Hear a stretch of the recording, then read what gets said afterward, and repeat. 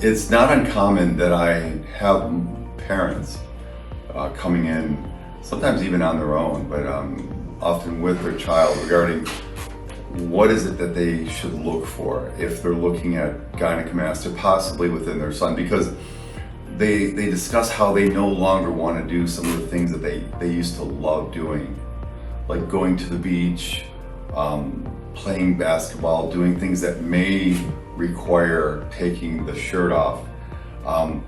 This is something that I see. If you have a child that is not doing the things that he used to do, let's say he loved going to the beach and now he doesn't really have that passion for it, and if he does go, if he's always wearing a shirt at that time, or if you find that he's lost some of the passion just to be around kids when they're playing, for example, basketball, because sometimes basketball will be shirts, no shirts, and they're scared that anything that would make them have to take their shirt off, that's a problem.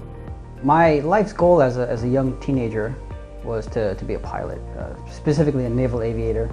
I put all my chips in that basket, started conditioning myself. Actually, a little bit later, probably around the age of 16, around 17, I sought admission to the U.S. Naval Academy and was actually congressionally nominated to the Naval Academy by my local representative. But part of the process was not only the congressional nomination, the academics, but also the physical. So at the age of 17, I had the physical with actually an Air Force doctor who first told me that I had gynecomastia. That was at the age of 17.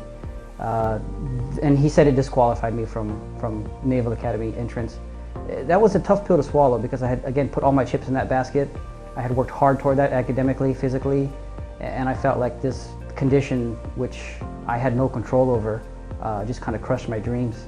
And the solution at the time was to join the Navy and have the Navy pay for the surgery.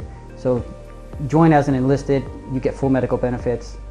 Part of that would be to request them to do the gynecomastia surgery. Turns out that they did not pay for it because they looked at it as a cosmetic surgery. So I went through the military with gynecomastia the entire time. That was very difficult too.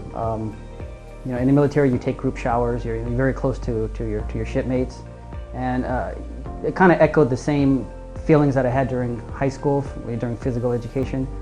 Got made fun of a lot. Did my best to keep my shirt on, to keep full dress as much as I could. Even in sweltering heat, I stayed full clothed. Avoided any physical activity beyond minimum to stay in shape for the military. When I got out of the military, the gynecomastia, combined with the fact that my life didn't turn out how I wanted to, I became really depressed. Actually, for many years, I avoided making new life goals. Actually, I kind of accepted the fact that I was gonna not like who I was. I was gonna just kind of get by in life. And fast forward a few years later, I decided one day that I'm almost 30, and I'm tired of living like this. I'm tired of not liking who I am. I'm tired of not liking myself, and that's when I sought out gynecomastia surgery. So I had searched for this surgery. I had searched for a doctor for many years, so for about 12 years. Finally landed on Dr. Cruz, and it's the best decision I ever made. Dr. Cruz informed me that I wasn't the only person that had this condition, that it was widespread, that it wasn't my fault. I blamed myself for many years, even blamed my dad for letting me get heavy as a kid. Which didn't help my situation. Being almost self-loathing, which just was the worst thing for the depression. So Dr. Cruz kind of helped alleviate some of those feelings. It wasn't my fault. It was a medical condition. There was a solution. I'm not alone, and he's here to help me. That was the best thing I could have heard at the time. Be supportive of your children, even if they're a little overweight. Don't necessarily chalk it up to you're just heavy. At the very least, maybe seek help, seek a professional opinion. And be supportive of that person along the way, because it doesn't matter what you think about their chest, it matters what they think about their chest. Even a couple of times as a child, my dad told me, you're fine. But I didn't feel that. He doesn't have to live with my body. So as a parent, I recommend be supportive of your children, listen to them, and just support them along the way.